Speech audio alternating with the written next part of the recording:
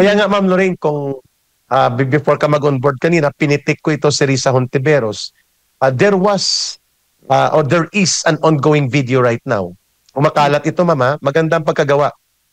I'll try to repost sa ating Viber group sa Bigwas ng Agila, kung saan po ginamit ni Noynoy Aquino, si Hontiveros, si Ronald Llamas, si De Lima, tunduhan sila.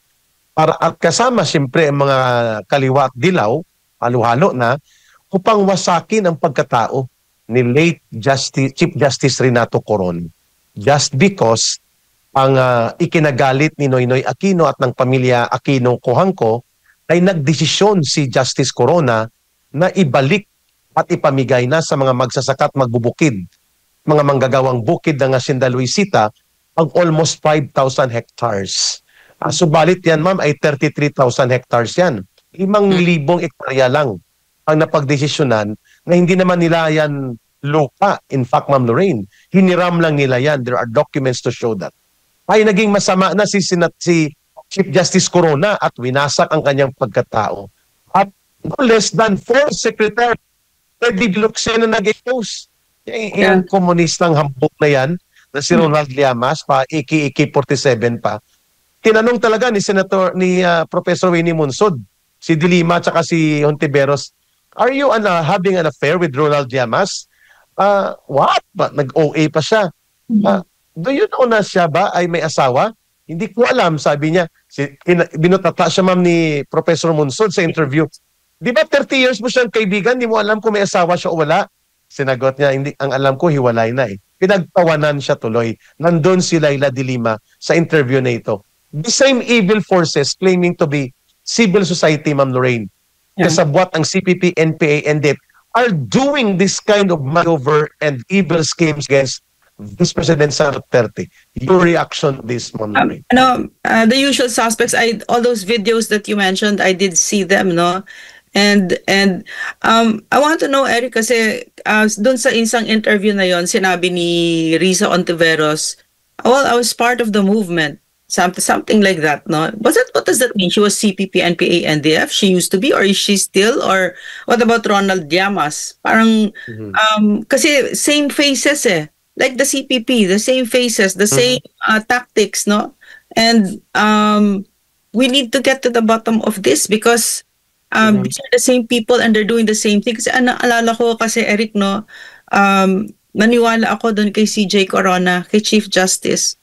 Si Risa Hontiveros po, Ma'am Lorraine, mga kababayan, mga kabigwas ng Agila, hindi po siya naging CPP, NPA, NDF.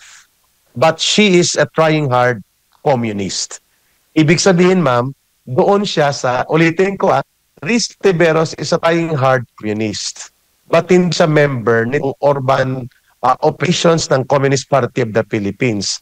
Ang tawag sa grupo nila, ma'am, SOCDEM, Social Democrat. Gusto rin nilang pabagsakin ng gobyerno, but not now. Later on na.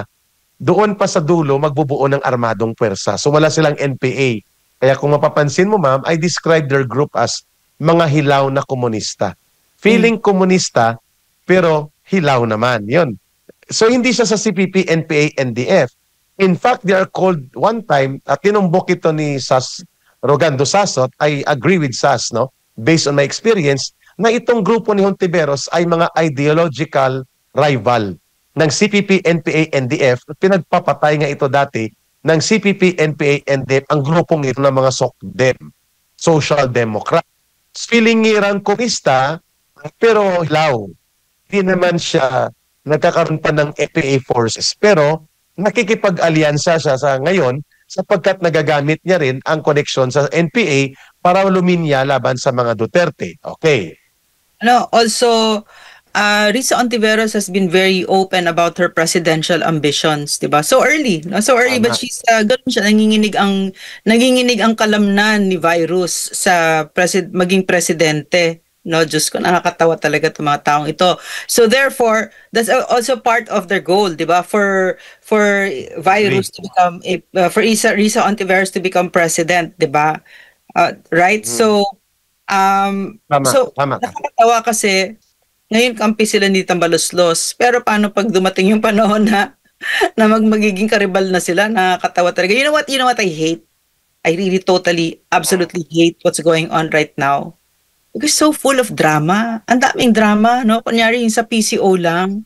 Kami PCO, 6 na taon, walang drama. Ano lang, trabaho ka lang ng trabaho. Ito puro sila drama, itong Marcos administration. Every day, there's some fresh drama.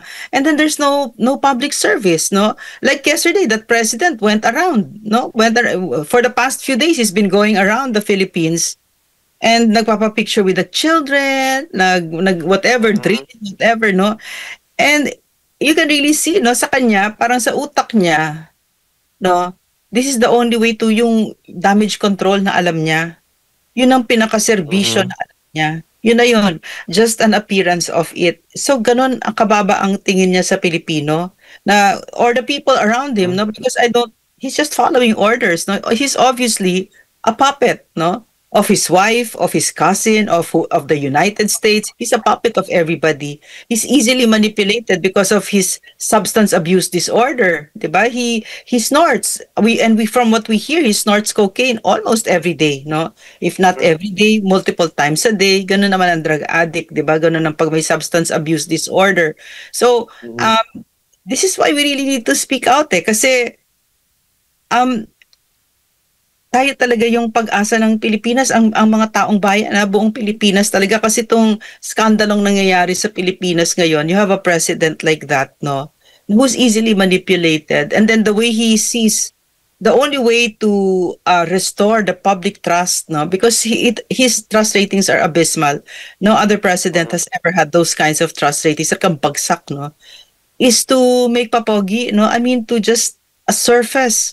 He doesn't have, kasi I worked with PRRD, Eric, this is where I'm coming from, where I saw the depth of knowledge of the former president, and he was an excellent executive.